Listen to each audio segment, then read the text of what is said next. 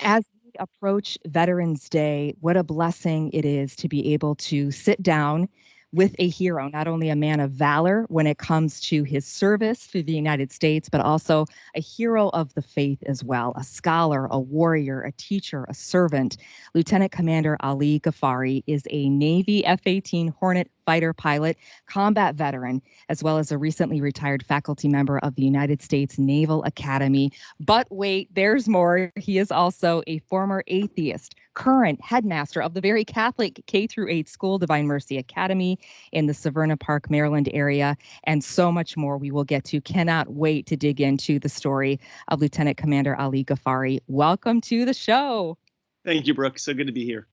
Again, yes, I know we had a chance to connect recently, and I can't wait to get into a little bit more of the story, which is so exciting, kind of a part two. But I forgot to mention, I wanted to right away say you and Mrs. Ghaffari are also parents to 3 beautiful daughters, 2 foster children, and I think that's just as cool and maybe challenging as flying the F-18 Hornets. Yeah, I never ever imagined that we would be foster parents. That was never anything that crossed my mind when we got married. It wasn't a plan of ours, but God has, He's got plans, and so we always wanted a large family, and God stopped us at 3. We couldn't have any more, and so that became okay. So is that the story? Then you were open to life. How did fostering? Because you said it was never something that you kind of, as you began your pre-Cana and talked about, that was in the plan. Mm-hmm. Yeah, so we wanted a big family. We both had a heart for a large family. I came from, 5 children, my wife from 3. And so we really wanted, a number of children. And, just my wife, we had a hard time getting pregnant after our 3rd daughter. And we started to consider the idea of fostering after about a year or so or 2 of not being able to get pregnant. And then we were still waiting on some Navy timing, because you have to have at least 2 years there in order to be able to go through essentially a foster rotation. And so we were waiting and waiting, and then it just became very apparent we were never going to have kids again. And so my wife had to have a surgery, which basically ended that. And then we said, okay, now's the time. If we want more children, now's the time, and this is what we're going to do. And so we just kind of took the leap into fostering. Our mindset was we didn't feel like adoption was the right move for us, given we already had 3 kids. Fostering is a way to get local kids, taking care of all these kids who need families, or at least a place to stay temporarily. And so we went through about a 6-month process to prepare for it. They go through everything. It was very fine-tooth comb through every element of your life.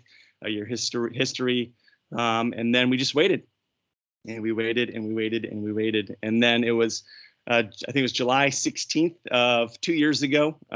We got a call. It was about 8:30 at night. We're just getting ready to go to bed, and we get a call, and I just hear my wife on the phone. She said, "Hello," and she said, "Okay, all right," and she said, "Hold on one second," and she said, they've got 2 kids at the police station, a little boy and a little girl. They say the little boy's very energetic, and do we want them? I said, well, what do you know about them? And they said, not much. Do you want them or not? And I'm like, how old are they? And she said, he's 2 and she's 1.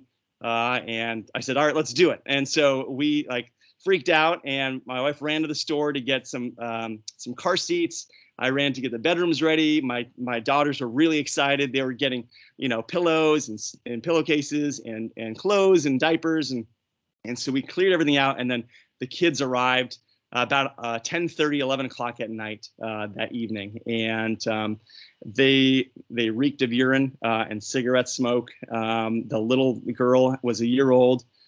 She was withdrawn and clingy. There was kind of no emotion. The little boy wanted to explore. He was so excited. He was running around and wanted to see everything.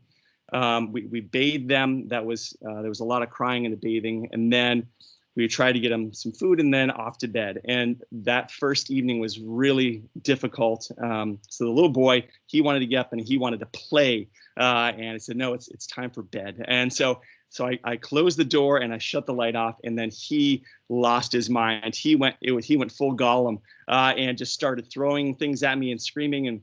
And so I was like, oh my gosh, what is going on? What have I gotten myself into? And so he'd throw something at me, and I'd just take it and I'd move it out. I sat by the door and I moved it out of the room, and then he'd grab something else and he'd be screaming. And this little 2.5-year-old boy was just, it was really intimidating. I mean, I don't know what to expect. And so finally, after an hour of that, my saintly wife comes in and she says, I've got this. And she just lays him down on the bed next to him. And within about 30 seconds, he was out. And then I went and curled up into a ball in our bed. And I was just, wow, what did we get ourselves into? But it got better. That first month was difficult as we got them into a routine, the routine of our family. But then slowly but surely, they started to come out of it, and they started to be, I remember distinctly holding the little girl in my hand, and she, up until that point in time, was still someone else's baby. And I didn't really know how I should I hug her? Should I kiss her? What are these things I think probably come more naturally to moms than they do to dads, foster dads. But it just clicked to me and said, I think she needs to be loved. I think that's what's the right thing to do. And it sounds so obvious. But, you know, when it's someone else, some foreign child, you know, you're like, well, how do I do this? What am I supposed to do? But I give her a kiss and a hug on that day. And she really, that, you know, all the love we were able to foster, and they started to come out of their shells. She started to smile more, and she started to become a little girl. And the little boy as well he was very angry at the beginning, lots of fits. But slowly but surely, every day, every week, they started to grow and to flourish. We taught her how to walk, and how to talk, and the little boy as well, how to talk. And he was way behind. He was about 18 months behind in his speech, and so it was difficult. The communication was frustrating, but as he was able to achieve mastery over the language, we got him some help speech therapy. He started to come out of it, and we were mommy and daddy for them. And they became part of our family more and more. So that was 2 years ago. They've come back and forth. This is our third time with them now. But now it's like they're our kids. And the little girl said, I love you so much, Daddy. And she gives him hugs and kisses, and we're inseparable. And the little boy too. We were just wrestling tonight before the interview. And it's just, they're part of our family. And there's a chance we could adopt them here before too long. So oh, wow. Praying for that. So I was going to ask. Yeah, it's been a great story. So for sure. There's a friend of mine who adopted a beautiful little girl from India, and this little girl has no arms or legs. And I had gone over to her home one day just to drop a meal off, and she shared with me that, and she's a single mom, the night times are the difficult parts. And because when her daughter was in an orphanage in India, that's when she was abused. She was abused in every way. And so she still would have night terrors. And so I think for me, it's so wrenching. I can't fathom. And we know God's hand. There's a song that we had this band that came into the studio when I was working in radio, and they sang this song, and it was The Hands That Hold the Universe. And I just am reminded of God's omnipotence and the importance of praying. And for the parents, the foster parents like you, who day in, day out, you know, these aren't social media worthy moments, you know, where it's tough work, it's real work, but it's where the fortitude comes in, the virtue and the beauty in that, to see them grow and transform in the way. It almost sounded like a fairy tale, you know, when you were describing the beautiful little girl and how she is blossoming. So you know that it's not a fairy tale. It's difficult, just like all of our lives as we go through the ups and downs. But I think that fostering is so misunderstood very often. We know that it's difficult, but I think what you're sharing is that if you were to do it over again, it sounds like you would. For sure. And the thing that occurred to me as we were experiencing this was that every child deserves a good family, a good home to grow up in, and they don't all get it. And then if they're growing up and their kids are and their parents are tied in with drugs, they're just not available to be good parents for them for whatever reason. Those kids, they hardly have a chance at life. And you know, what does that look like for them? And due to no fault of their own. And so if we can change the lives of, you know, just a couple of kids, I think it matters to them. Right. And so I would just say, you know, it's changed our lives. Like interestingly, when the kids first came into our home, my daughters, they all had to go into the same bedroom. So they started to share the same bedroom in order to allow each of the kids to have their own room. And so the first week, one of my daughters said, "Dad, when are they going back? I want my bedroom back." And so he said, "Well, honey, I don't know." And then, they started to slowly change themselves, and they started to help out with the kids and became more a part of the family. And then the kids left. They went back with their mom, and then they were beside themselves. And they said, "We miss them. When are they coming back?" And said, "I don't know if they'll ever come back." And then when we heard that they would be coming back this last time, they were so excited. We've had no complaints whatsoever. They're just there taking care of the kids, and they've been a huge help. And so the kids have changed. Their hearts have changed. And I feel like every time they've come back in, I've become a better parent as a result, and more patient, more loving with these kids. And so it's been a two-way street where, yes, we've given to them, but we've grown so much in love as a result of them coming into our family that it's changed our lives, and we would absolutely do it again in a heartbeat. That's beautiful. And I keep thinking about your story too. And it was, if you haven't heard yet, it was such a pleasure, by the way, to have you on national radio, filling in for my friend Timmery, her show Trending on Relevant Radio. But there we heard your life story, essentially, that you had a rough beginning. Your mom is an incredible woman who had you when she was 16 and did amazing feats to try to maintain stability. But, God, and you can tell the story better than I can. But so maybe just for those that didn't hear that, a little bit of a brief snapshot of that period of your life. Sure. Yeah. So my mom was 15 when she got pregnant with me with her boyfriend, who was 18. He's an immigrant from Iran. And, tough choice. So I heard her mom said, "Well, you should think about an abortion." My mom said, "No, I'm going to keep him." And my father, biological father, moved in. They decided to get married and to make a go of it. And they did their best for the first 3 years or so, but they were young. There's a lot of stress. There was myself and my little brother. And then my mom decided it just wasn't working. So she left my father and moved up to Vermont, where we moved from place to place. In fact, every year we were in a different location, a different place. We didn't grow any roots. And my mom, being young and a single mom, got into drugs and alcohol and became an addict. She did the best she could, but at the same time, she just was really young. And that situation lasted for a few years until she hit rock bottom. And then my aunt and uncle took us in for a year. They essentially fostered my brother and I.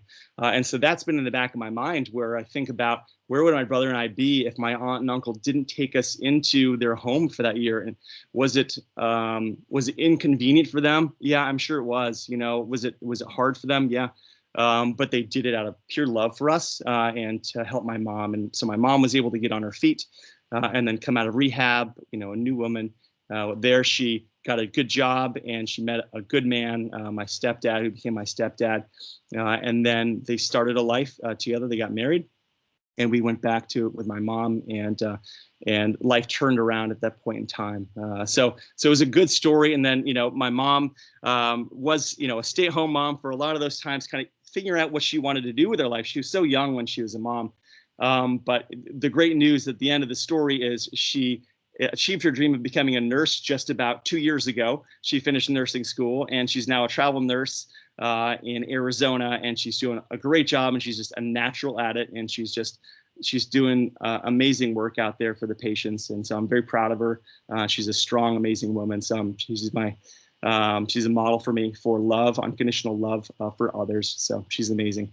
I was just thinking, as proud as she is of you. And my dad, when he was alive, he would use the term that his buttons would pop, as much as her buttons are popping for you, how proud you are of her. I mean, it really is extraordinary from the very beginning of her fiat. Yes, that she would choose life and then continue to choose life, even when it was really difficult. And part of your story, which will thread through this entire interview, is education, the emphasis on learning and curiosity. That's a big part of your story, because you just happen to be brilliant. And so you went to an elite prep school in Massachusetts on a scholarship, because, as you mentioned, you weren't in a position of means and wealth at that point, but you worked your way there and you had that intellect. And now today you are the headmaster of Divine Mercy Academy. And in the previous interview, which we spoke, we never really got into exactly how that happened. I mean, you had a very high profile full life. You were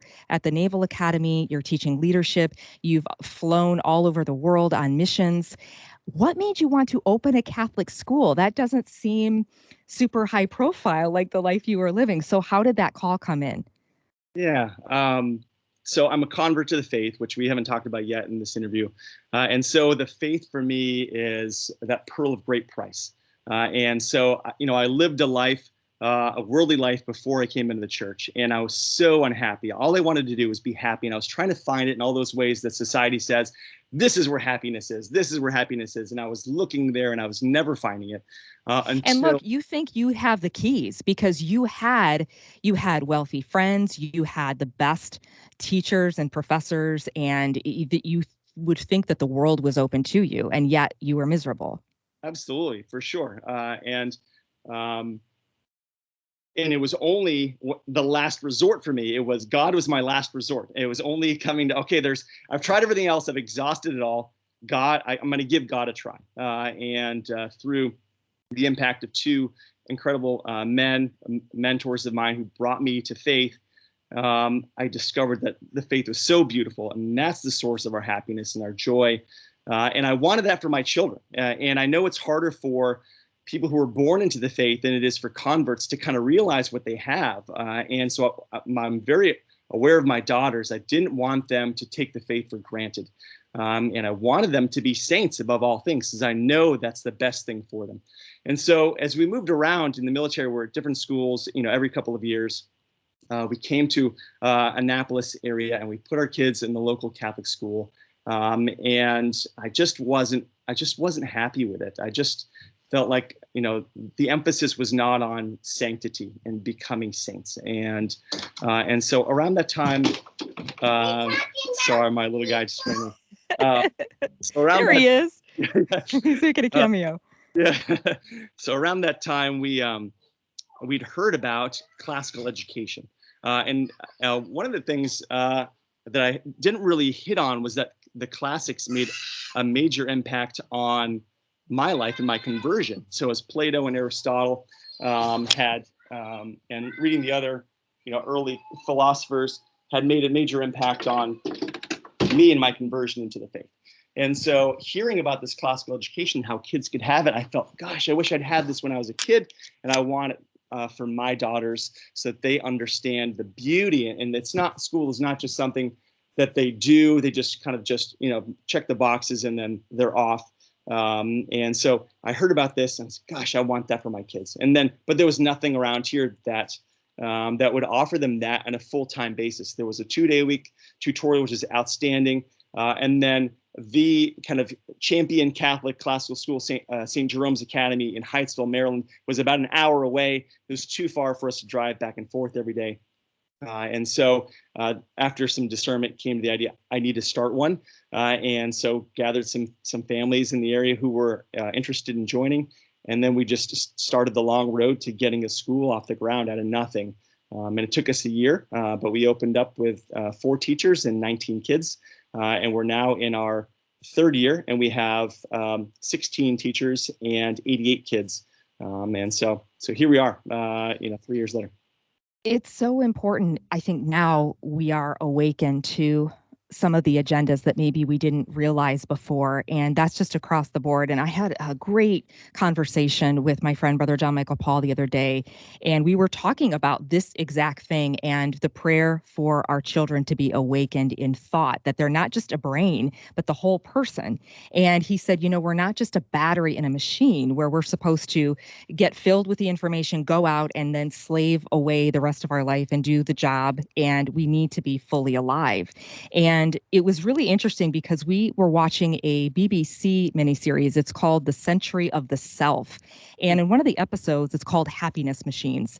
It outlines the work of Edward Bernays. I don't know if you know him, but he was the nephew of Sigmund Freud. And Edward Bernays, he moves to the United States and implements his uncle's techniques.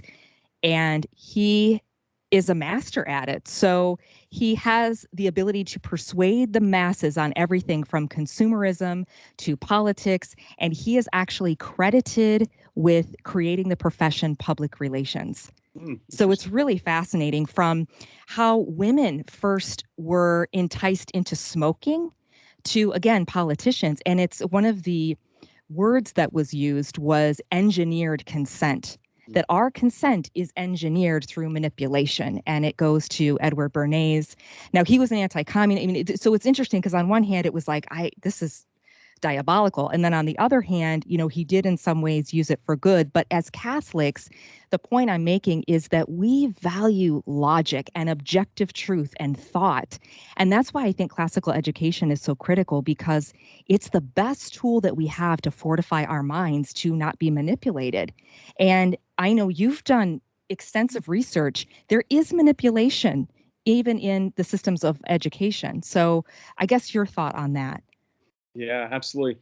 I think that is the great, at least one of the greatest elements of classical education is its emphasis on critical thinking.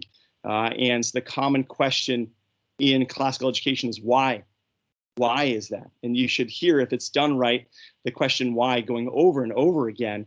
And that forces the student to dig down deep and then across subjects to make those deep connections of understanding.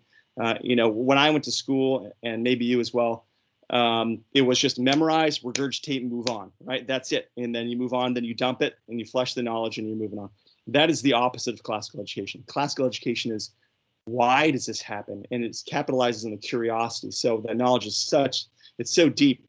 And so, but yes, we got away from that. So the educational system changed around the turn of the century, around the early 1900s or so, with John Dewey. So John Dewey was a fellow Vermonter with me. He was, by all accounts, a kind man, but not a good teacher.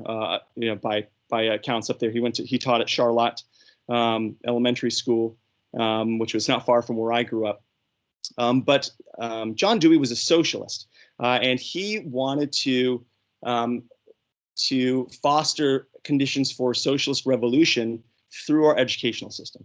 And so the way he did this was a philosophy called pragmatism, or American pragmatism. He's the father of that.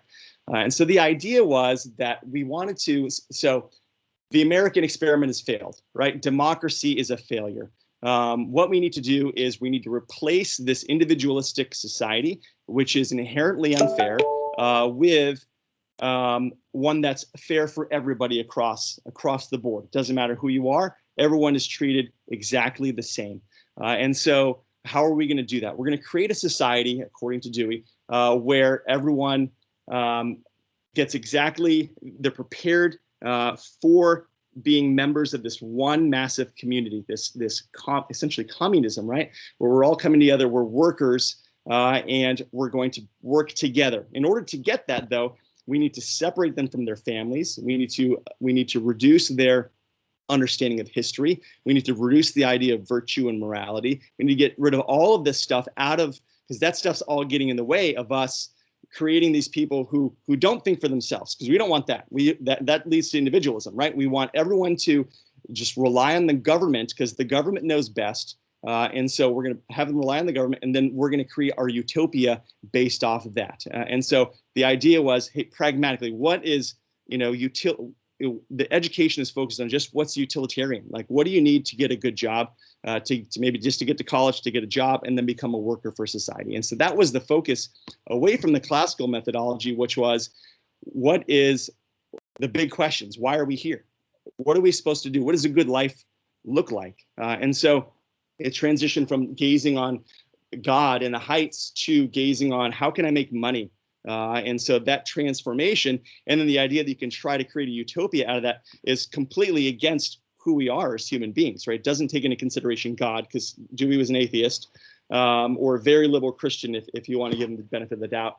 So it puts the government and the state as the God, and then it completely ignores original sin, the idea that we can't achieve perfection as human beings, no matter how hard we try. And so those things Dewey was pushing as kind of the leading philosopher and psychologist in America at the University of Chicago and at Columbia Teachers College in New York. And so in New York, interestingly, around the 1920s, another group showed up there in New York at Columbia Teachers College. These guys were a group of, say, philosophers, intellectuals, They were socialists out of Germany who were inspired by the socialist experiment that had just fostered in Russia with this Bolshevik revolution. They didn't particularly care for the Russian model, but they still wanted the same ends, which was a socialist government, communism. And so they were in Germany trying to propagate this through white papers, and just, they weren't having a lot of success.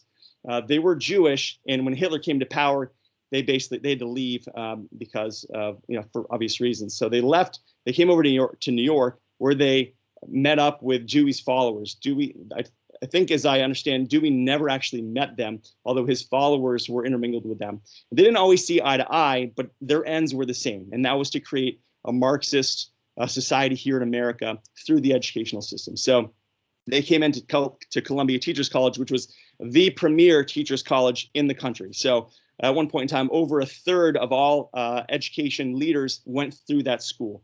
And so these are the brightest minds all coming to Columbia Teachers College. And so this Marxism is basically being dripped into the IV of American education, and now being spread throughout the country, and then taking over our universities and our secondary and primary schools. And it's just been dripping in there for decades. And now we're seeing it in its fruit today.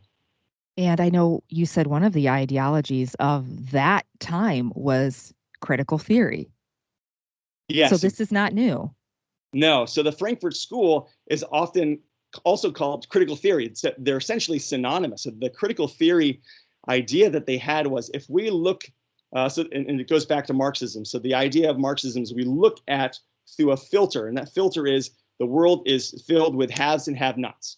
And that's it. That's how we look at things. And so if we look at the have-nots, we say, hey, we need to fix this. So we're going to have the have-nots raise up in a revolution to overthrow the haves, whatever happens to be, if it's race or class or whatever it is, overthrow the haves, demolish the society, the superstructure of capitalist society, because Marxism is the avowed enemy of capitalism, and then replace it with a socialist and then eventually a communist society, government and society. And so that was the goal of critical theory.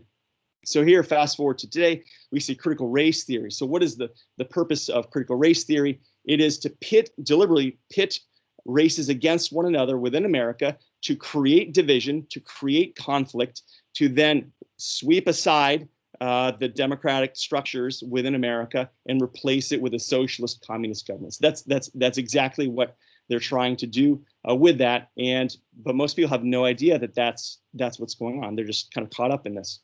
And that's why your message is so important, and educating. And also concurrently, what we're seeing is, and this was just actually announced a few weeks ago, Mark Zuckerberg announcing this new rollout of Facebook, this augmented reality called Metaverse, which has been around for a while, but wanting to usher in kind of an era of virtual reality on a grand scale. And so you see people who are using avatars, and I know that's been around for a while too, but you're creating your own world. And so you see this in the news. We can't even agree on what is knowable. That used to be where we would be able to meet in those kind of objective foundational elements of gender and what is good for a child, the family. And now we can't even agree on what's knowable. So that's important because we have to have custody of our minds, which goes back to classical education. When there's so much confusion, and we know about the the relativistic time that we're living in.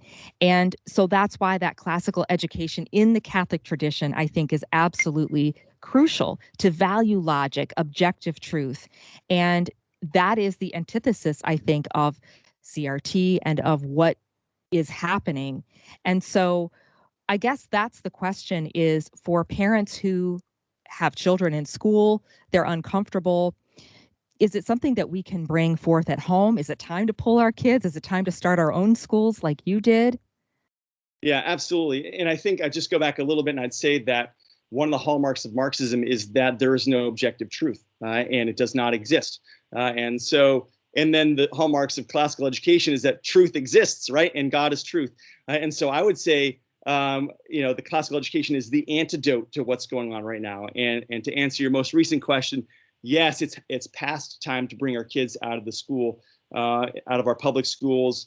And I would say even potentially out of some of our Catholic schools as well, who are falling into this trap of CRT, teaching CRT to our kids because it's happening. And so I think that you have to be prudent about what are my kids learning in this school? What is being fostered right now? What is being put out? And then if you're not getting truth, beauty, and goodness in that school, pull them out and then find the closest classical school, Catholic school, or a homeschool co-op. They're all over the country and they're growing. There's kind of a leading edge of classical education. It's just exploding across the country right now. And if there's nothing there, call me or email me and I'll help you get one started. So I feel that strongly about it. My kids will never go into a non-classical school again.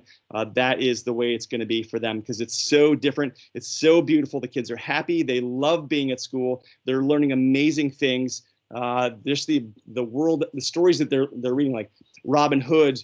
They're reading the Iliad, the Odyssey. These are objective worlds where truth exists. And they're inspiring, they're exciting. And so the kids are just drawn into the material and they love school. They absolutely love going to school. And so I would never, ever go back in a million years to anything other than a classical school. There are some common objections from parents. One is, well, both mom and dad work, or I'm a single parent. I don't know how to do it. I don't know where I would start. I don't have the background.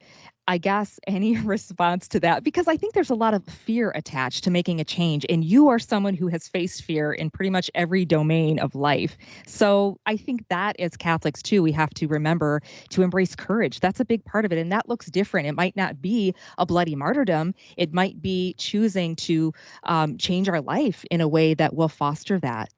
Yeah, so we see that all the time with parents who are just unsure. It's different. It's changed. It's a little bit further drive. I don't know about this. But I would say your children's salvation is at stake. And so whatever small obstacles, that may seem large right now to you, they're going to seem insignificant if you don't go in that direction and they lose their faith down the road. They become a proponent of CRT and socialism. You say, gosh, why didn't I do that? Whereas if you do make that choice and you put them in the school and you realize the difference that they've made and they become saints and they become the children of God they were meant to be, you say, that was totally worth it. It was absolutely worth doing.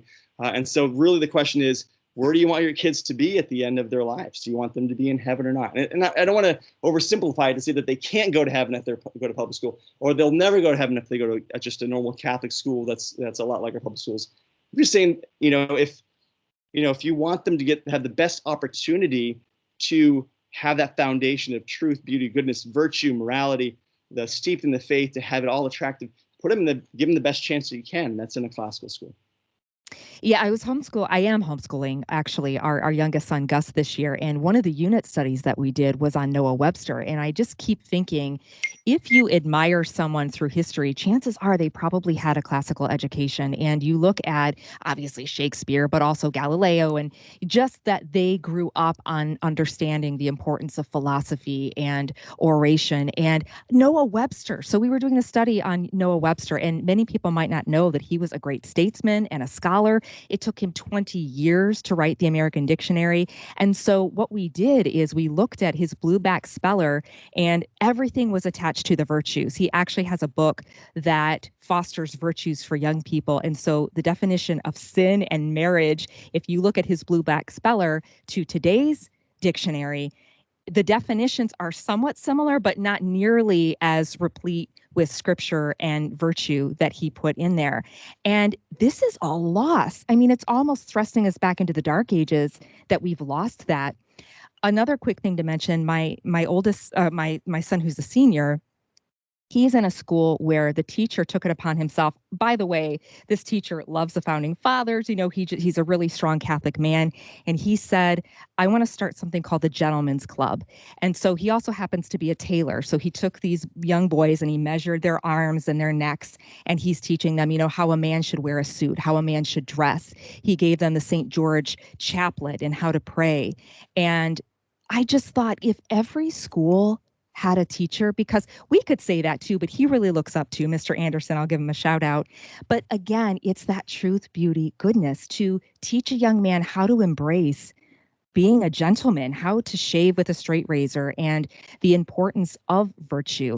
They then are able to treat women with the beauty of the femininity and the dignity that they have. And so this is what we've lost. Yeah, two thoughts on that. Going back to your first point, I learned a little bit. So we're near Annapolis, Maryland, and Charles Carroll is the Catholic signer of the Declaration. And so the Charles Carroll House is here. He's from this area, or lived in this area at one point in time anyway. And I read a little bit about him, and he, in his teen years, I think, 14, 15, 16, was able to write in both Greek and Latin and translate back and forth from those languages, which is something I could not even fathom for kids today to do. And it's just something that we've lost so much in our educational system that we just don't even realize. It's like that frog in boiling water. We just think it's normal, but it's not normal. So our kids have just, the education they're getting has dropped tremendously as a result of our choices, as an education. There's a great book about him. It's called American Cicero. But I remember reading that, what you're saying, because it's like, it's not that they weren't more intelligent, but they utilized their gift of intellect. So, I mean, you see, it's very clear. It's incredible. Yeah, absolutely. And then to your second point, it was about the morality and the virtue. I think in a Catholic school, particularly in a Catholic, classical setting, you can set the bar higher, right? And so, my kids went to a public school for a year while we were getting it started, and they had the virtues, plastered on the wall. But what were those founded on? They weren't founded on God, and there's no root. It's just a word, right? And kind of a vague, idea of what one ought to behave like, but with no basis. But in a Catholic school and a classical school, you've got God as the foundation for that, right? And God has set the morality, and there's natural law. But also then you've got these heroes who've lived these amazing lives, the saints, but also people throughout literature, throughout the Western world, who've lived these amazing lives. And you can hold them up to these heroes and heroines and say, hey, this is the way we ought to behave. And so that's inspiring to them. Say, hey, I really love Robin Hood and what he was doing. Well, how would Robin Hood behave, right? What would he do here? Or Odysseus, right? And so they've got that exemplar there for them that you won't find in another school or like a public school. So I know when you referenced your own conversion and coming from an intellectual elite background and atheism to the beauty of the faith and finding the Catholic faith, you mentioned that literature was a big part of that. I know you're a big fan of Tolkien, and in studying Tolkien's life, I just so admire, three of his closest friends, one joined the Navy, the two other become infantrymen. He served in World War I. There was no glory in the way that these men died. And at that time, I think people, I was listening to a lecture about that era and how the grand old Arthurian heroes no longer existed because World War I was so brutal. And it was almost like these gallant stands, they just weren't possible anymore. And people were so depressed and very cynical. And so when the hobbits come along, and Tolkien, you think of a man who most assuredly had post-traumatic stress, and yet he goes on to be an extraordinary man and writer and man of God. And he writes about the hobbits, and these were a totally unexpected kind of hero, a new style.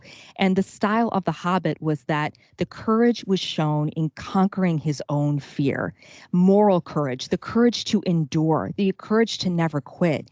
And I love that speaks to us now. And I wanted to segue into what you're doing, because I know that that's a big part of your heart and passion to Tolkien and this underlying prophecy of this manuscript that you're digging into. Can you give us a little sneak peek on this?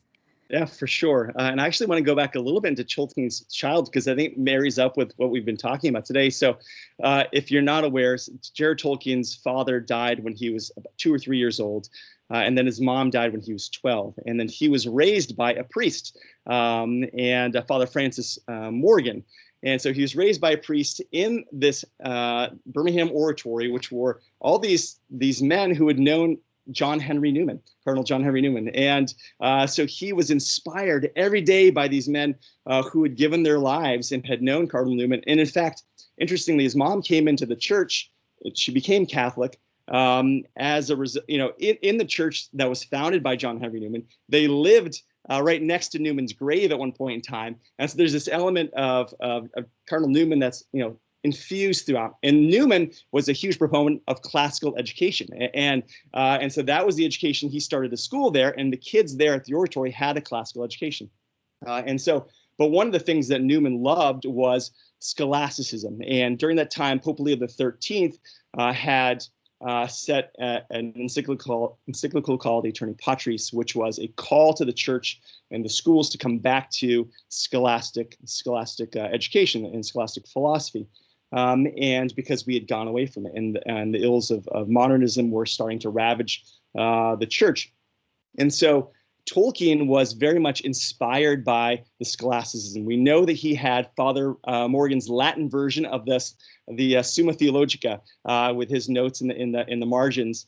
And so, what we're proposing is that the Lord of the Rings and the Silmarillion and the Hobbit less so, but those two works are essentially a prophecy of what was going to happen in the world and what's in fact happening now through the lens of scholastic philosophy and theology and psychology.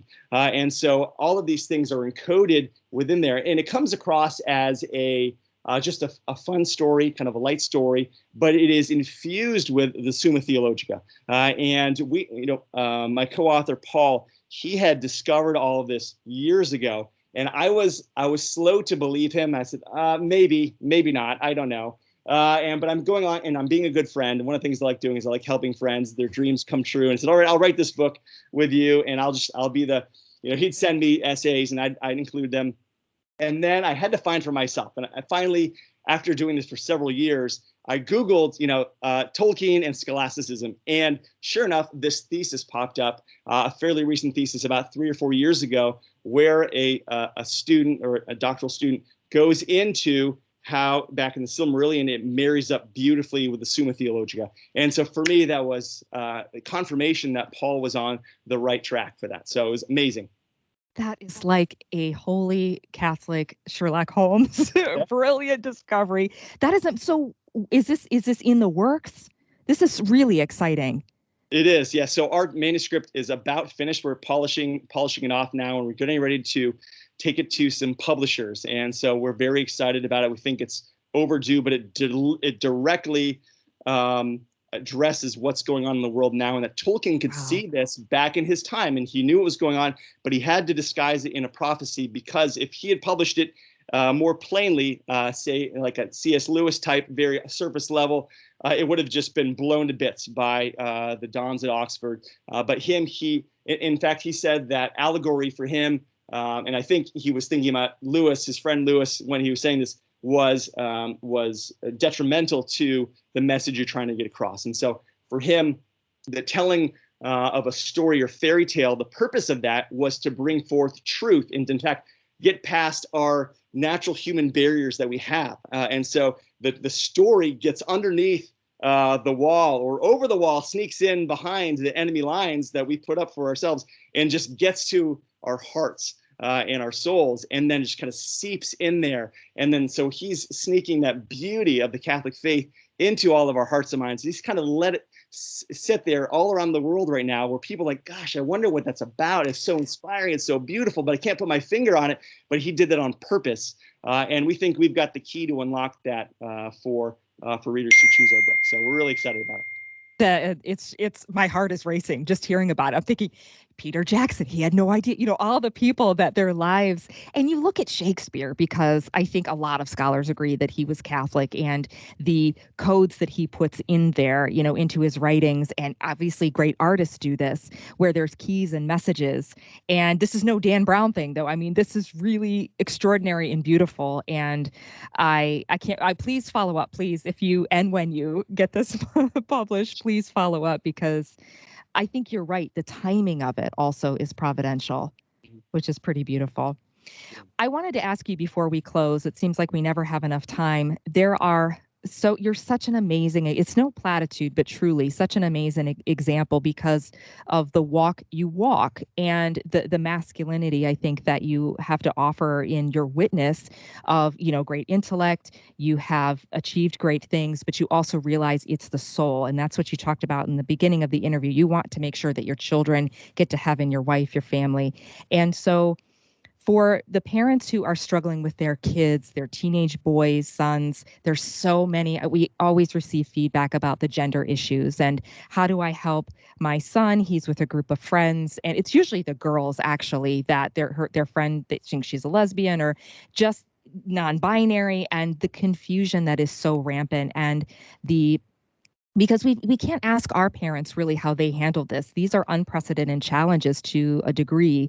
I guess any advice that you might have in navigating the challenges? Yeah, that's a hard one. I think for me, as you get older as a kid, and you've probably seen this with your own kids, your voice starts to diminish more and more in their lives, and they look to other people to speak into their lives. I mean, you'll always have a voice, but other people's voices become more and more important. And so, and that was one of the reasons I wanted to start the schools. I wanted to have my kids surrounded by amazing people, and we're getting that. But going back to our families or our kids is put them in the presence of mentors that you trust, who can lead them in the right path, where you feel comfortable with them. They're solid in their faith. That they're virtuous men or women, whatever happens to be, where they can inspire your children. And for me, Paul was that person, my co-author for a book, and he was the main protagonist for getting me into the faith. And for us. Wait, okay. Yeah. Hold the phones. Is this the same Paul? It is. It is the same Paul, the very same. Yep, for sure. What? Yeah, absolutely. Okay. Now we have to explain, because if someone's just hearing this interview and doesn't know your story or didn't hear your relevant radio interview, we have to say Paul is a huge character. I mean, he's your Samwise, I guess. I mean, I don't know. This is amazing. So I didn't know this. Yes. So Paul is one of the men. When you, in the beginning of this interview, talked about coming into the faith and your conversion, and you mentioned two men, he's one of the men. And I'm going to just kind of do a quick snapshot of that. I know, because I know your story by heart. You were at Phillips Academy, and here you are, very far from the faith. Actually, it was after Phillips Academy. You were in college at this point, and you were living your elite life of intelligentsia group, and then you meet Paul, who's your dad's friend. And I'm totally butchering the story, but please take it from there. You're doing great. And so I came home, the summer between my sophomore and junior years, and I had been doing some organic chemistry research up at Colby. And I came home, and I'd worked for Paul before. He had a pressure washing business and historical restoration business. But what I knew about Paul was that Paul had barely graduated high school, definitely had no college degrees, but he was a self-made man. He was a hardworking man. So while I respected his work ethic, I had no respect whatsoever for his intellect. And so, because you're in a different circle at this point. Completely. I thought I was the bee's knees, and I was on track to be a world famous surgeon. And, he was definitely below me. Right. And so I go home for the summer, and there's a party. I think it was Paul's son's birthday. And I'm back in Vermont. We have this little duplex on the side of a mountain in Vermont. We're overlooking this beautiful valley, Green Valley. And my stepdad, Dan, is out there. He's a man of few words, unless you get a beer in his hand and a friend. And that friend happened to be Paul that day. And so the party's kind of breaking up, and I just go out there just to be the fly on the wall and to listen to what's going on, to what's on the mind of my dad. The conversation, turns to me. And then Paul says, "Hey, Ali, what are you doing this summer?" And I said, "I'm doing this organic chemistry research." He said, "Well, what is it?" And I said, "Well, it's these things called carbines." He said, "Well, what are those?" So I get about 3 questions in and realized I have no idea. I've been doing research for a month or two on this. I had no clue what it is I was doing. So Paul just humbled me, absolutely just demolished my walls and this pride that I had about myself and how smart I was. And then Paul said, "Hey, it's very easy just to throw rocks at people, but I came to throw you a rope." I said, "Do you believe in God?" And I said, no, I don't believe in God. There's no evidence for God anywhere. And he said, well, there's plenty of evidence. You just have to have eyes to see. And so this conversation went on long into the night. And I won't say that I believed in God at the end of the conversation, but what I will say is he demolished all of my defenses against it. And now I had to reevaluate my life in light of that. But one of the things, I want to get back to your original question just here for briefly. But one of the things that Paul did, so this sent me off this like deep end where I was really second guessing myself. I really hit a depression. And then as I came back, Paul had me, he brought me into his basement, and, I forget what we were doing, but we were hanging out, and he said, stand up. He's like, stand straight up. He's like, you are amazing. Like, you are going to be an amazing person.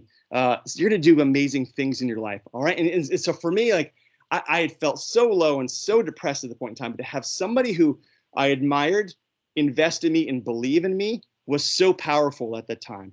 And so that set the stage for us to then have a conversation another 2 years down the road where he said, hey, where are you on your faith?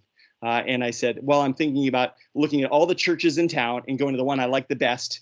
And he said, whoa, pump the brakes. He said, do we adhere to truth ourselves, or do we change the truth to us? And I said, well, I mean, I have to adhere to the truth. And so thus began our journey into the Catholic faith. So yes, the very same Paul. But what I didn't know was that Paul was studying Aristotle and St. Thomas Aquinas every day through that time. So while he had barely graduated high school, he was steeped in scholasticism and philosophy. So I didn't stand a chance. I just didn't know that going into it. I know, but I love that you did not give in without a fight. You were throwing back any sort of criticism or doubt that you could, and he was just deflecting it with his ninja moves of truth, beauty, and goodness. And he really did. And I know you said this went on for several months via email.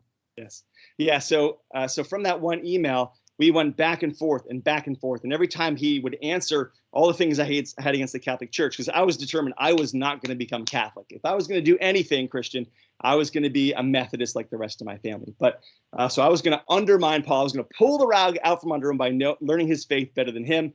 And so we just went at it over and over again for 6 months at least. And then when I was out of things, I went to all my friends and family, said, hey, give me what you got against those Catholics. And so I threw all those things at Paul, and he just answered the questions with, just like I said, philosophy and theology and history and reason. He just calmly, just deflected all these things. And from the outside, it infuriated me. But at the same time, I was growing in respect for the Catholic faith, that it was thoughtful, it was reasonable. And so when it was all done, I was exhausted. And I said, please teach me.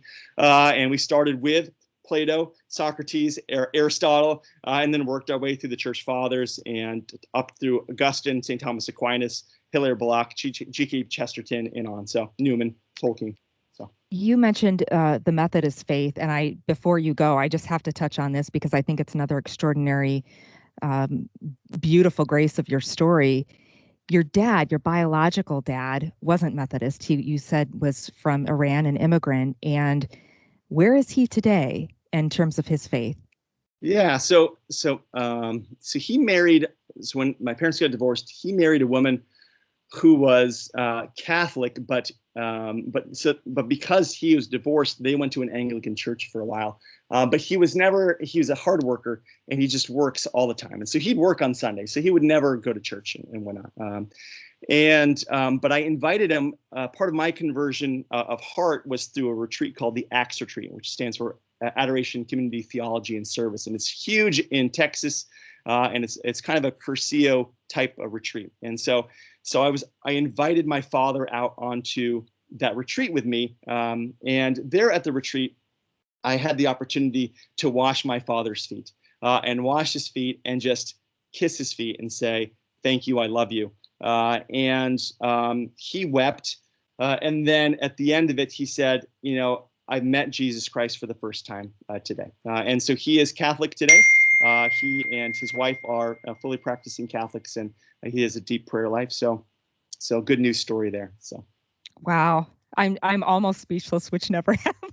So good job. It's just so beautiful to soak in, and it's so hopeful. So we appreciate it. And I know that we have to wrap up, and I trust we will meet again, because when the Tolkien and Scholastica book comes out, I want to be the first on the list for the press interviews. But I want to talk a little bit about your consulting firm because I know that is also another part of your heart. So how can people find you and what are you doing with that to equip others to lead? Oh, great. Thanks. So I am president of the Frassati Company, which is named after Blessed Pier Giorgio Frassati. We are a Catholic consulting, leadership coaching and consulting firm. And I love working with Catholics, Catholic businesses. It can be a secular business, but with Catholics in it, or I'm happy to work with non-Catholics as well. But after having worked at the Naval Academy in leadership for 5 years and teaching leadership to midshipmen and then also to faculty, staff, and coaches, I realized I really love leadership, and leadership is so important. And if anyone's had a bad leader, they know that it's really tough going if the leadership is not there. But the truth is that none of us are born leaders. We all have to learn how to be leaders. And so one of the things I love doing is helping people along their leadership journey and their leadership path. And so if you're interested, I'd love to chat with you. We're at thefrassaticompany.com, and you'll see me and a team of amazing friends of mine who are there that are a lot of them tied in with the Naval Academy. We've got Navy SEALs, we've got Navy admirals, service warfare officers.